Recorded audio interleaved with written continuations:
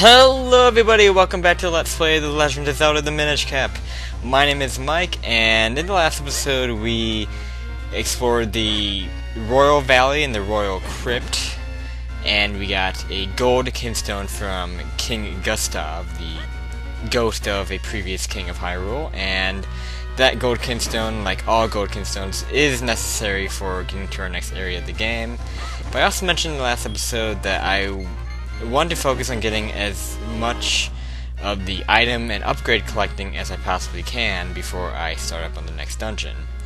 And we're actually going to start with finishing the Tingle side quest. We've already fused kinstones with 3 of the 4 Tingles, and this is the last one, so we're going to finish this up right here by fusing with the one east of Mount Krenel. And off screen I actually found a green kinstone after digging around in the graveyard. So hooray, we can finally get this side quest out of the way early on. So yes, the next couple episodes are going to be focusing on getting as many item and upgrade stuff done as I can before I go to the next dungeon. Now, keep in mind that because there is still a main item to collect from the next dungeon, there is still more that we cannot access right now without that item. So there are a few other little upgrades and items that we can't collect until we do the next dungeon.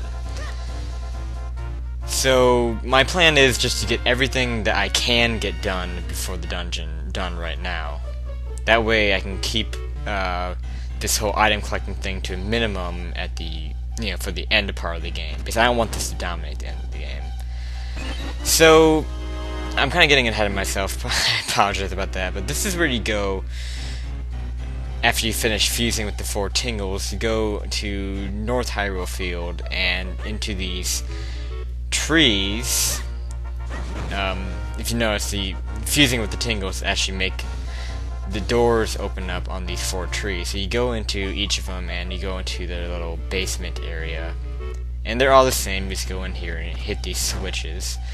And also, you want to make sure you get these chests over here because you'll get red kinstone pieces. Something that you will really like to have for what we're going to be doing next.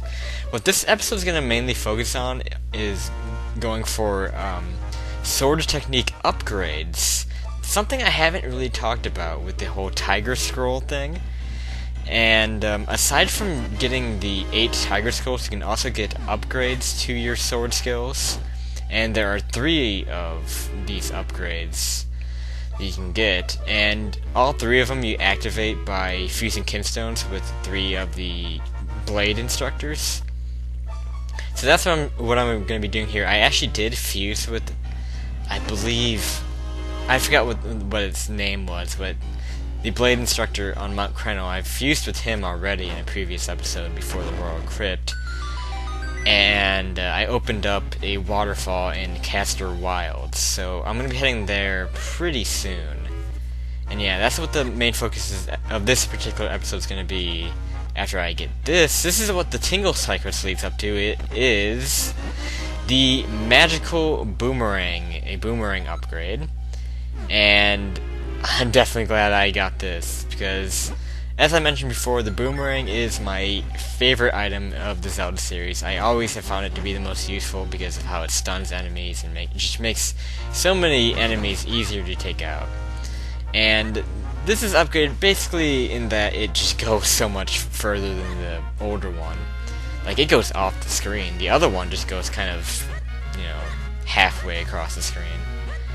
So yeah, I'm not sure if it also does like more damage or if it affects more enemies, but regardless, let's continue on. This is where we need to be next, and the northeastern part of Castor Wild to go across this pool of water. And actually, there's a cave up here I haven't checked out yet, and this leads to a heart piece. And you just want to go to the right side. I kind of mess around here, and because I believe you can only do this one way. You just go to the right side and push these blocks in this kind of way. And that's how you get this heart piece. And once you exit out of here, we're actually going to head over to the waterfall here. So yeah, fusing with all the blade teachers opens up waterfalls throughout the overworld, and you go into them and you get upgraded versions of the sword skills that you've learned earlier. And this guy's called Scarblade. He is actually gonna make our spin attack better. And he's gonna do that by allowing us to charge up our spin attack faster. Because, as I mentioned before, the spin attack in this game is really slow. And it's one of my least favorite spin attacks of the Zelda series, but this does help it a little bit. It makes it a lot quicker to charge up, and actually, this upgrade actually makes the spin attack usable. It wasn't very usable, and by usable, I mean usable as far as killing enemies go. As we know, it's useful for making the split-off hologram links, but you can't really use it for killing enemies. But this will make it a little bit better. And to clarify, it speeds up the actual charging of the spin attack, not the meter that we use for splitting off the holograms. So, this is a very nice upgrade to have. And now, I actually don't remember where I go next here. Let's see. Oh yeah, there's another heart piece I can get. And it is in the Wind Ruins, which is the south of the Castor Wilds. This is where you go to eventually enter the Fortress of Winds, dungeon number 3. And when you shrink down, you just want to go over here and climb down these vines. And go on the right side here. And this will lead to a hole in the wall. It's kind of hard to see it, but yeah, it's there. And then you're taken into one of these little cave mazes that we've seen a few times throughout this game. And just make your way around here. You can see the heart piece up there. And, yep, just get to the end. Fight off the dragonflies if there are any here. They can be a pain in the ass, knock you into the pits and stuff. And this should complete our 13th heart container. So now we're going to go to Lake Hylia to fuse with another blade character, Wave Blade, which we've met previously. And this right here, this is why you need red kinstones for this. This is why I said earlier it's important to pick up those treasure chests in the basements of those trees that we were just visiting early in the episode to get the Tingle side quest over with.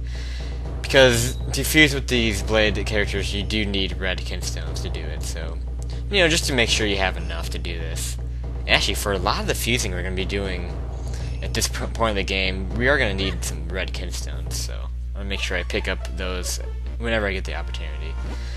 But the waterfall we opened is actually up in North Hyrule Field. There's actually 2 doors open up there. There's one that I forgot that I opened, so I'm actually going to check that out first.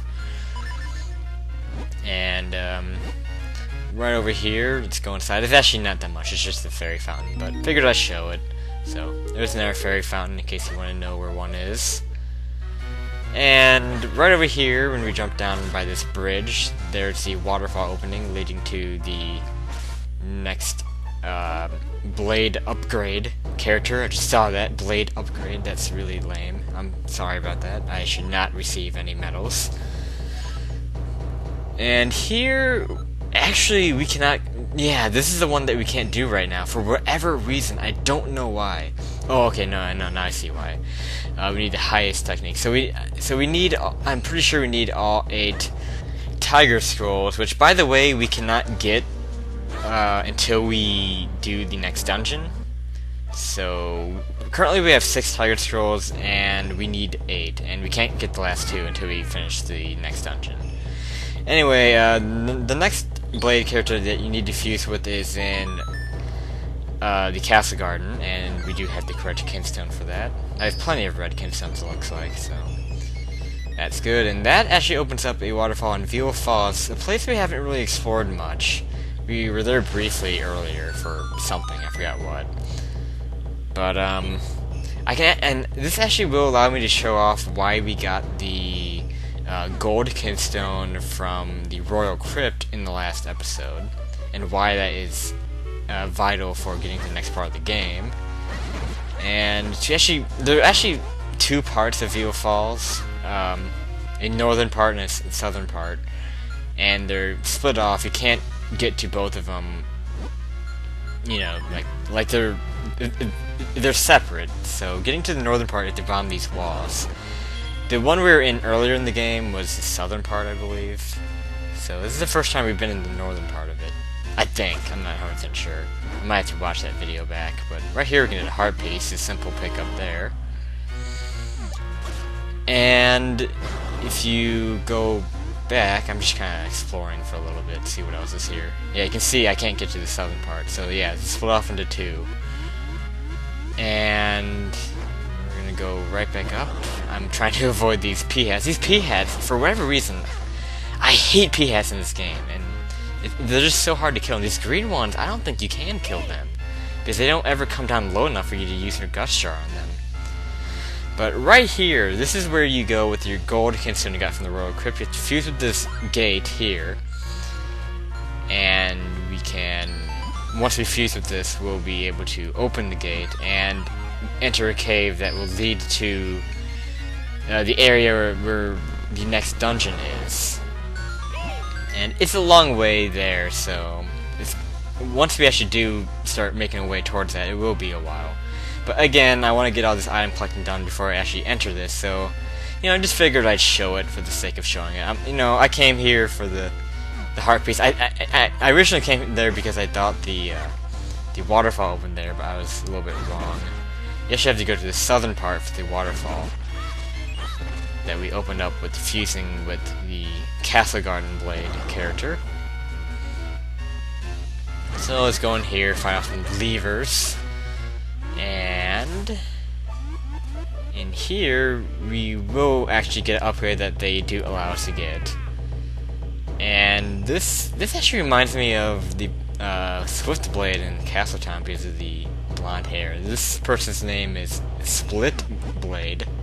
And that is actually kind of a clue. I just realized that that's kind of a clue to what we're going to get here. This upgrade is going to actually enhance our meter that we use to split off into hologram links. This will make that go up faster. So it's similar to how the spin attack upgrade we got earlier, how it allows our spin attack to charge up faster, and this will make our split gauge charge up faster, which is very nice to have indeed. So you can see right here, that meter goes up a lot faster than it did earlier. Holy crap. Very nice that we got that.